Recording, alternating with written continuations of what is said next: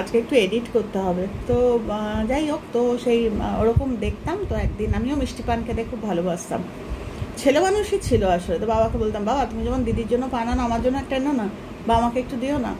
তো এরকম কিন্তু হাজারবার বললেও বাবা আনতেন না, বাবা আমাকে দিতেন না। মানে যখনই আমি দরজা খুলতাম বা আসতাম, পাশে আমি যখন দরজা খুলতাম, কলিং বেল বাজাতে দৌড়ে গিয়ে বাবা এসছে, দরজা খুলতাম, তখন প্রসেনজিৎ ট্যুরে, তখন প্রসেনজিৎ বাইরে, আমি ছিলাম কিছুদিন কলকাতায়। তো তখন খুব অশান্তি, আমাদের নানা রকম কথা চালাচালি অলরেডি শুরু হয়েছে, আরও অনেক, সব কথা বলা যাবে না, কেননা তখন বাড়িতে আমরা যদি সুযোগ দিই বাইরের লোকও ঢুকে আসে। প্রচুর ফেস করেছি, প্রচুর একটা সময়, কেননা ততদিনে অনেক বাইরের মানুষও ঢুকে এসেছিলেন। এবং তো যাই হোক, ওই ছোটো ছোটো মনে পড়ে সেই দৌড়ে গিয়ে দরজা খুলতাম এবং বাবা পান এনেছো, উত্তর না দিয়ে পানটা বের করে ইয়ের হাতে দিত, দিদিকে দিয়ে দিত, দিদি পিছনেই দাঁড়িয়ে থাকতো। তো এ যেন একটা অধিকারের লড়াই। তো যাই হোক, সেই করতে করতে একটা সময় হ্যাঁ মানে খুবই ইয়ে হয়েছিল, মানে সব কথা বলা যায় না, আমরা এমন জায়গায় এসে পৌঁছেছিলাম যেখানে আমরা ঠিক করেছিলাম যে এখানে আমি আর থাকবো না, কেননা বাবার এক মুখ থেকে একটা কথা বেরিয়েছিল এবং তার উত্তরে প্রসেনজিৎ ভীষণ রাগী। প্রসেনজিতেরও কথা বেরিয়েছিল একটা, বাবাতে আর ছেলেতে। ওই জায়গাটায় এসে দাঁড়িয়েছিলাম যেখানে আমরা ডিসিশন নিয়েছিলাম যে থাকবো না, আমরা বাড়ি এখানে আমরা থাকবো না। তো আমরা কিছুদিনের জন্য বাবাকে রেখে, ছোটও ছিলাম তখন, বাবাকে রেখে আমরা, তখন প্রসেনজিৎ খুব ভালো চাকরি বাকরি করে, যা হয় মানুষের পকেট গরম থাকলে রক্ত গরম, বাড়িতে ওরকম অশান্তি, মানে সাধারণ কথাগুলো তখন ব্যাকা হয়ে যেত, মানে সাধারণ কিছু কথা হয়তো আলোচনা হয়েছে, তো সেগুলো বাবার কাছে যখন গিয়ে পৌঁছতো, সেগুলো একেবারে তির্যকভাবে বাবার কাছে গিয়ে পৌঁছতো। তো যাই হোক, এরকম হতে হতে সব কথা বলা সম্ভব নয়। এই করতে করতে একটা সময় ভীষণ অভিমানে এরকম আমরা চলে গেছিলাম এবং বেশ কয়েক মাস আমরা বাইরে ছিলাম। এবং ওই সময় হঠাৎ করে আমরা, তার মধ্যে আমরা যখন বাইরে চলে গেছি তখন তো মানে বাড়িতে একেবারে তাণ্ডব হয়ে গেছে, মানে যারা অলরেডি কোনোদিনও আমাদের বাড়িতে ঢুকতে পারতো না, মানে যাই হোক, অত কথার মধ্যে আমি আর যাচ্ছি না। যাই হোক, তো হয়তো মানে আমরা তো বড়দের সম্বন্ধে কিছু বলতে পারবো না, হয়তো বাবারও বোঝা উচিত ছিল যে ছেলের বউ আগে, বাইরের লোক পরে। আবার আমারও বোঝা উচিত ছিল, বা প্রসেনজিতেরও বোঝা উচিত ছিল যে যাই হোক না কেন আমরা বাবাকে একা রেখে যাব না, কেননা মোস্ট চান্স হচ্ছে।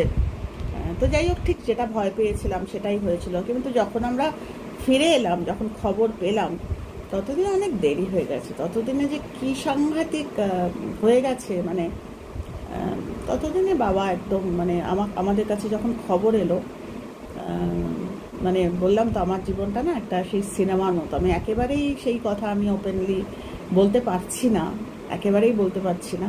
তো বড্ড দেরি হয়ে গিয়েছিল। যে প্রসেনজিৎ মারাত্মক মেজাজি, তো মারাত্মক স্ট্রিক্টলি বলা ছিল যাবে না, যাবে না। আমি, আমার বাবা আমাকে লুকিয়ে লুকিয়ে নিয়ে গিয়েছিলেন। প্রসেনজিৎ তখন আবার বাইরে ছিল, আসানসোলে ছিল তখন, পেপসিতে ও তখন চাকরি করতো।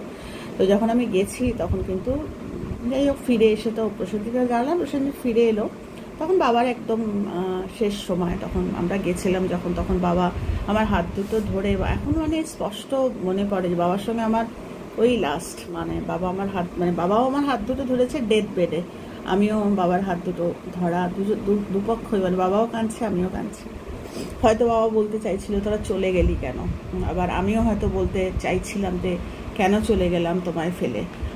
তো আজও বাবা তাড়া করে বেড়ায়, বাবার স্মৃতি, মানে মানে কি বলবো, মানে জীবনে না প্রচুর অভিজ্ঞতা, আমার প্রচুর অভিজ্ঞতা। যে আমরা সবসময় বলি না আমি খুব ভালো ছিলাম, ভালো মন, শুধু ভালো মন থাকলে হয় না, ওটা স্টুপিডিটি। ভালো মনকে ঢেকে রাখতে জানতে হয়। আমি ঢেকে রাখতে জানতাম না, মানে আমি নিজেকে রক্ষা করতে পারতাম না, আমি নিজেকেই রক্ষা করতে পারতাম না, আমি অপর লোককে কি রক্ষা করবো। অথচ মা, আমার শাশুড়ি মা হয়তো অনেক আশা করে আমাকে, মানে বলে না যে ওপর থেকেই তো চয়েস করে, হয়তো মা অনেক আশা করে বাবাকে, ছেলেকে দেখবো বলে আমাকে পাঠিয়ে, আমি বাবাকে পারিনি সাপোর্ট দিতে।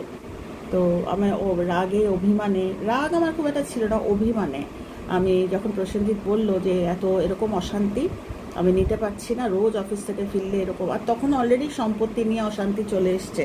তো প্রসেনজিৎ ওইটা একটা ইগোতে যে আমি তোমার সম্পত্তি চাই না, তো তোমার সম্পত্তি আমি কিছু চাই না, আমি চলে যাব।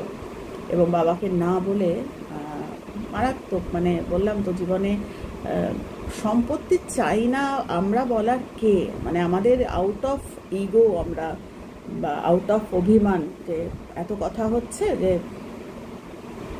তোমার সম্পত্তি আমি যা রোজগার করি আমি আমার বউকে খাইয়ে রাখতে পারবো, আমার দরকার নেই তোমার সম্পত্তি, বাড়িঘর ছেড়ে আমি থাকলো, তুমি তোমার সম্পত্তি নিয়ে থাকো। কিন্তু ওই সময়টা আসলে আমার হয়তো স্ট্যান্ড স্টিল হওয়া উচিত ছিল, যে না বাবাকে তখন হয়তো ভেবেছিলাম যে আমি জোর করলে হয়তো ভাববে প্রসেনজিৎ যে অঙ্কুটা কি লোভী, বাড়ি টাকা পয়সা এসবের জন্য। তো বিভিন্ন রকম মানুষের জীবনে যেটা একবার চলে যায় সেটা আর আসে না। বাবাকে তো তারপর আর খুঁজে পেলাম না, বাবা চলে গেল। কিন্তু বাবা জানে, মানে বাবা যেখানেই থাকুক না কেন, যেখানেই জন্ম নিক না, বাবা জানে যে কেউ না কেউ আজও মনে, মানে আমি এটা খুব মানি যে কানেকশন থেকে যায়। তো সেটাই বলছি যে জীবনটা না মানে খুব, মানে কি বলবো, মানে খুব চিন্তাভাবনা করে কাটানো। মানে আমি বোকা ছিলাম বলে জীবন ক্ষমা করবে না, আমি স্টুপিড ছিলাম বলে, আমি ফুলিশ ছিলাম বলে, কেন এই যে মান অভিমান এগুলো সব ফুলিশনেস বা এগুলো স্টুপিডিটি, যেটা আজকে আমি বৌদ্ধ ধর্ম পড়ে আমি আজকে জানি যে 10টা ওয়ার্ল্ডের মধ্যে আমরা ঘোরাফেরা করি, তার একেবারে নিচের দিকে 4টে 5টা 6টা যে ওয়ার্ল্ড, তার মধ্যে এই স্টুপিডিটি, এই ফুলিশনেস, এই মান অভিমান এগুলো পড়ে। এগুলোর মধ্যে থাকা মানে হচ্ছে মনুষ্যত্বের একেবারে নিচের দিকে থাকা। এগুলো থেকে উঠতে হবে, ভয়েস করতে হবে, প্রয়োজন হলে ভয়েস করতে হবে যে হ্যাঁ আমার বাবার সম্পত্তি আমারই, তোমরা কে? যদি তোমাকে লোভ বলে, লোভ বলুক, কোনো অসুবিধা নেই, কিন্তু তাও তোমাকে প্রকাশ করতে হবে। তাও আমার আজকে আমি এটা, একটা ফোনও আসছে, এটুকু বলেই আজকে রাখলাম। তোমরা সবাই খুব ভালো থেকো, আর এইসব স্টুপিডিটি, মান অভিমান এসবের মধ্যে একদম যেও না তোমরা। খুব ভালো থেকো, পরিষ্কার কথা বলে নেওয়াটা অনেক ভালো।